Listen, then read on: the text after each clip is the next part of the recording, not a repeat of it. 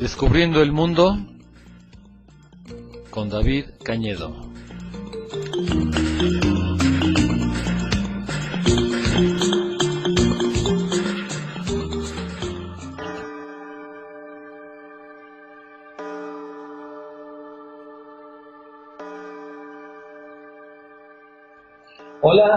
Hola, ¿qué tal? Aquí estamos como todos los miércoles a las 5:30 en su programa Descubriendo el Mundo. Aquí andamos lidiando un poquito con los controles porque resulta que Pepe, el operador, no está hoy, entonces estamos tratando de sacar esto adelante de todas maneras. Bueno, pues no importa el asunto que vamos a hablar. Y pues miren, en las últimas semanas ya ven que hemos estado haciendo un recuento de la historia contemporánea para entender el mundo en el que vivimos. Pues les estaba yo hablando de la invasión de los alemanes a Rusia y pues resulta que ahora tengo un tema muy interesante del que vamos a hablar. Resulta que una de las grandes epopeyas de la historia, de los grandes dramas que se han jugado en la historia, como si no hubiera dramas suficientes por todos lados, fue el sitio de Leningrado, ¿sí? Vamos a ver qué fue lo que sucedió en Leningrado durante la Segunda Guerra Mundial, porque realmente fue impresionante, fue algo espantoso lo que sucedió allá. Primero vamos a poner el contexto general.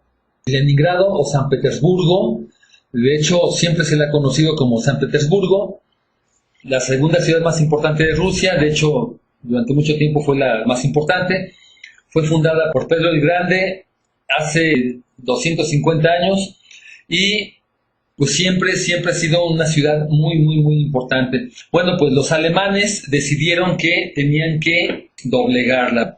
Cuando Hitler, ¿se acuerdan que les estaba yo platicando la semana pasada que Hitler decidió que tenía que conquistar Rusia para apropiarse de todos sus recursos naturales?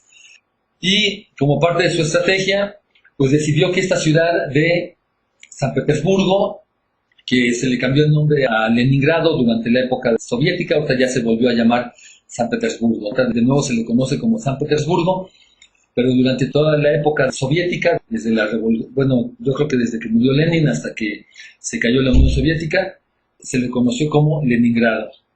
Y Leningrado ocupa un lugar estratégico porque está en el mar Báltico, entonces resulta que es la salida de Rusia hacia el mar Báltico y por alguna razón u otra parece que ocupa un lugar estratégico. Pues resulta que la ciudad de Leningrado no solo está estratégicamente situada, sino que simbólicamente la ciudad de Leningrado significa mucho para el pueblo ruso. No solo fue Leningrado la capital imperial de Pedro el Grande, también fue una ciudad llena de cultura, se le considera uno de los centros culturales de Rusia. Además, ahí fue en Leningrado donde empezó la Revolución de Octubre, cuando echaron para afuera a los zares. El asunto es que Hitler decidió que tenía que doblegar a Leningrado, no solo por la importancia estratégica, sino más que nada por la importancia simbólica, lo que representaba esta ciudad, San Petersburgo o Leningrado, para los rusos. Sí, se pensaba que doblegando esta ciudad ya era como un gran golpe moral a todo el pueblo ruso. Entonces, en 1941, cuando Hitler desata su invasión a Rusia, uno de los primeros objetivos fue doblegar a Leningrado. A Hitler, sin embargo, no le interesaba tener que mantener a una población de más de 3 millones de personas. Leningrado era una ciudad bastante grande, con 3 millones de personas. Entonces Hitler, pues para él, apropiarse de esta ciudad y después dice qué voy a hacer con toda esa gente. Entonces, pues simplemente lo más fácil era sitiar la ciudad y dejar morir a la población por hambre y frío o lo que fuera. Total, se le puso sitio a la ciudad de Leningrado. Fue un sitio que duró casi 3 años, duró poco menos de 900 días, desde 1941 hasta 1944. Y durante este tiempo la población rusa que habitaba ahí fue sometida a la más increíble lucha por la supervivencia, ¿sí? Realmente fue impresionante lo que sucedió en San Petersburgo. cuando se le puso sitio a esta ciudad. Y el sitio no empezó de la noche a la mañana, llegaron los ejércitos alemanes y empezaron a rodear la ciudad por todos lados. Y al principio se intentó evacuar a una parte de la población, sobre todo a los ancianos y a los niños. Se consiguió evacuar a bastante gente, casi a 500,000 de personas, pero llegó un momento en que ya no se pudo seguir evacuando a la gente. Ya el cerco de los alemanes fue completo. De hecho, empezaron a bombardear la ciudad y hubo algunos convoyes. Por ejemplo, fue famoso un episodio en que un convoy de varios carros que iban llenos de niños, ¿sí? De niños, para evacuarlos de la ciudad, fue bombardeado por la Fuerza Aérea de los alemanes y completamente destruido, ¿no? Todos los niños murieron. Fue de los actos de guerra que se hacían, ¿no? Realmente abominables. Como les estaba diciendo, los alemanes no querían meramente tomar la ciudad. El objetivo de los nazis era sellar la ciudad y matar de inanición a toda la población civil, que para entonces eran como 2,5 millones de personas. Esta decisión estaba motivada por el odio, ¿verdad? El odio ideológico y racial, por racismo. Y a esto se aplicaron con rigor casi científico. ¿Sí? Llegó un momento en que los alemanes no aceptaban ni hubieran aceptado la rendición incondicional de Leningrado. Aunque Leningrado se hubiera rendido, los alemanes no estaban dispuestos a aceptar esa rendición. Simplemente querían acabar con la población que les estorbaba. Así era una condena a muerte para toda la población que vivía ahí en esta ciudad. Resulta que en 1941, en verano, que fue cuando empezó la invasión, pues rápidamente llegaron a Leningrado. Para el 20 de agosto de 1941, ya se había interrumpido la comunicación ferroviaria entre Leningrado y Moscú.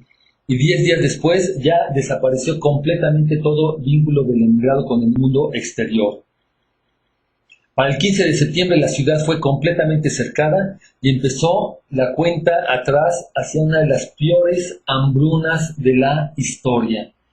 La población rusa, los 2,5 millones de personas que quedaron ahí atrapados, hicieron todo lo que tenían que hacer para sobrevivir. Los civiles, todo el mundo participó en la defensa de la ciudad, empezaron a cavar trincheras, a construir refugios, a reforzar fortalezas, colocar alambres de púas. Llegaron incluso a camuflajear los principales edificios, las principales edificaciones históricas, con redes que impedían determinar su perfil. Y llegaron hasta colocar explosivos por todo el subsuelo para volar la ciudad si ésta era tomada. También se dieron cuenta que cuando la ciudad fue completamente cercada, nada más tenían provisiones para 2 meses. ¿Sí? Para 2 meses. Hacia finales de octubre, la situación ya era desesperada. Consiguieron mantener a raya a los alemanes para que no entraran a la ciudad. Los alemanes nunca lograron poner un pie dentro de la ciudad. Sin embargo, los efectos del hambre ya se estaban sintiendo en la población. Para colmo de males, resulta que el invierno, ya en octubre ya estaba empezando a sentirse el invierno, y ese invierno de 1941 fue uno de los peores inviernos que haya vivido esa ciudad, con temperaturas que llegaron a bajar hasta 50 grados bajo cero. Resulta que empieza el hambre, se empiezan a racionar los alimentos.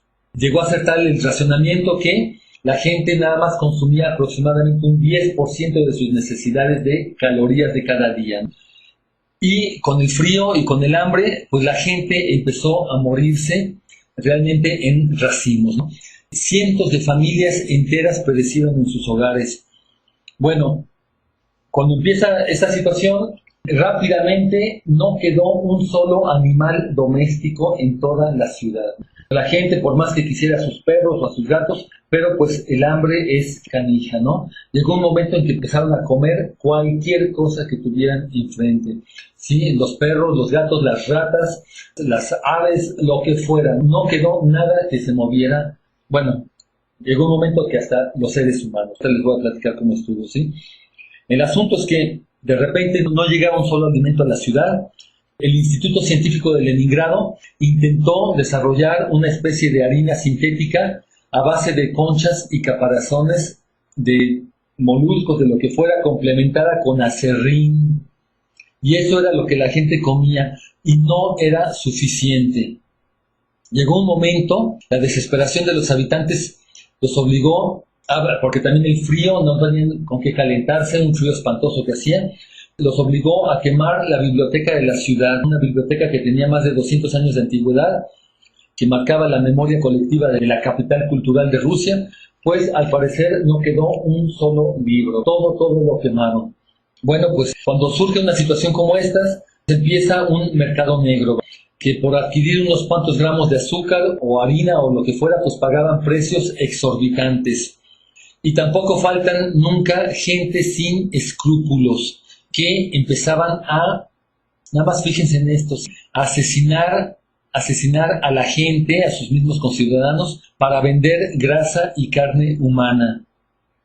Por ejemplo, después de la guerra se encontró el diario de una niña de 11 años que se llamó Tatiana Savisheva, que narra de forma brutal cómo uno por uno todos los miembros de su familia murieron de hambre, hasta que ella se quedó sola y al final ella también se murió. La gente empezaba a morirse de hambre en la calle, en todos lados, ¿sí? Esto más o menos, como les estoy diciendo, el sitio total empezó más o menos en septiembre, pues ya para noviembre ya la gente no tenía nada que comer, fue cuando empezó la verdadera hambre, ¿no? Se hicieron frecuentes los casos de desmayos, la gente se moría prácticamente en las calles. Los sobrevivientes describían en sus diarios las miles de muertes. Por ejemplo, esta es la transcripción de uno de los diarios de uno de los ciudadanos. Dice: hoy, cuando pasaba por la calle, una persona caminaba por delante. Movía sus pies con muchos esfuerzos. Al adelantarle, me fijé sin querer que tenía una cara siniestramente azul. Pensé que probablemente moriría pronto. Luego de unos pasos me volteé y me paré y seguí observándole. Se estaba desvaneciendo, sus ojos se le pusieron en blanco, empezó a caer despacio a la tierra. Cuando me acerqué, ya estaba muerto. ¿Sí? La gente se hizo tan débil por el hambre que ya no ponía resistencia a la muerte. Morían como si fueran a dormir.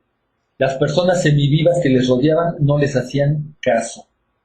Y realmente es impresionante una situación como esta, ¿no? Y estamos hablando de casi 3 millones de personas que quedaron encerradas en esa ciudad, que no tenían nada, absolutamente nada que comer.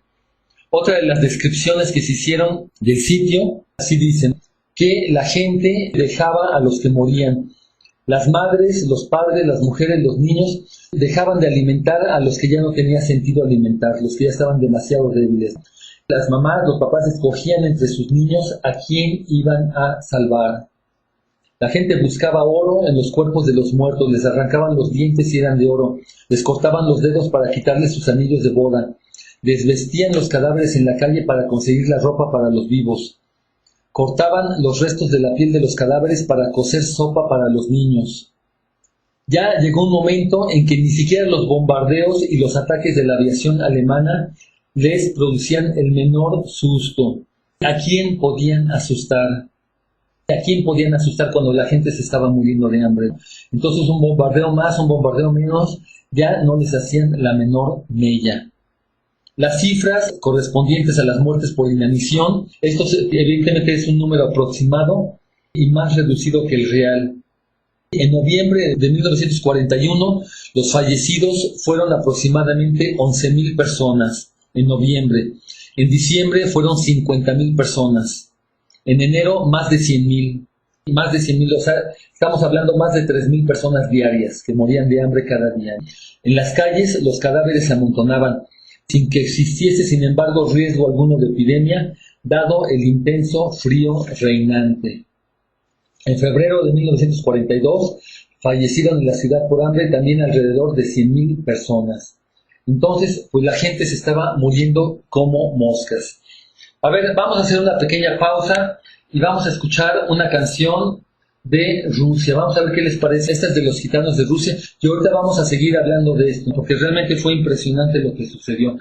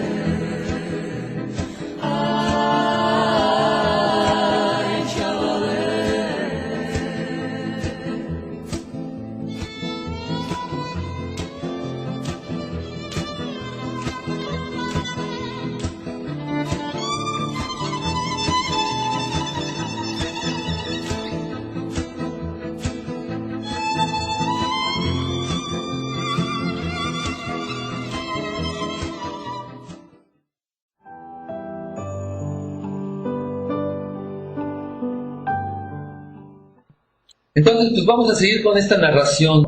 Yo realmente, uno cuando platica esto, uno ni siquiera se alcanza a imaginar realmente lo que era la vida diaria para las personas que quedaban atrapadas en esta situación. Yo creo que la gente no sabía, la mayor parte de la gente pues se hacía la idea de que también ellos iban a morir. Cuando uno ve a toda su familia, a sus padres, a sus hermanos, a sus hijos, que se están muriendo todos uno por uno, llega un momento en que también uno se hace la idea de que también en cualquier momento le va uno a tocar. La gente comía lo que encontraban, cubiertas de libros, papel, cuero, muebles, lo que fuera se lo comían, ¿ok? Y cualquier cosa que se movía, cucarachas, ratones, lo que fuera, también, cualquier cosa se lo comían. Y también empezó a haber muchos casos de canibalismo, ¿sí? De canibalismo, que la gente desesperada se comía lo que fuera, ¿no? Pues parecen cuentos de terror, ¿no?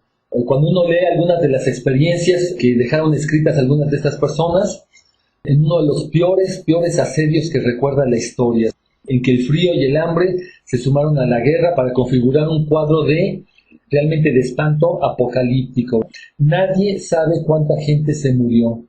Por lo menos se piensa que 1.200.000 personas fallecieron durante este asedio de Leningrado. Ya cuando se acabaron con todo esto, se multiplicaron los casos de antropofagia. Hubo personas que se dedicaban a comerciar con la carne humana, ¿sí? Bueno, y el asunto es este, ¿no? Resulta que la ciudad se negó a morir. Leningrado decidió que tenía que sobrevivir de alguna manera. Y aquí es donde entra en juego también el espíritu y la voluntad de seguir siendo humanos de los ciudadanos de Leningrado. A fin de cuentas, los ciudadanos de Leningrado le dieron una lección al mundo de lo que es sobrevivir. Porque así como la gente saca su peor lado, también saca su mejor lado, ¿no? Pasaron cosas extraordinarias durante ese sitio. La gente, las personas, trataban de mantener lo que fuera o como fuera la moral en alto. Entonces, Leningrado, que siempre se caracterizó por ser una ciudad cultural, ¿sí? Es realmente uno de los centros de la cultura rusa, pues trataron de mantener viva esa cultura.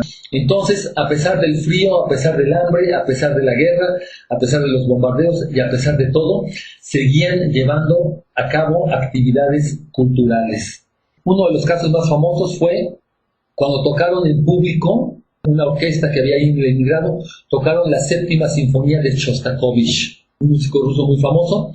Pues tocaron la séptima sinfonía, los músicos apenas y podían tocar por la debilidad, seguramente había algunos de los músicos que hasta habían fallecido, ¿no? Pero los que quedaban apenas y podían tocar por la debilidad, pero lograron unir a los ciudadanos en una retransmisión épica de desafío a los nazis y al destino, ¿sí? Simplemente nos negamos a desaparecer. Aquí estamos, nosotros también existimos.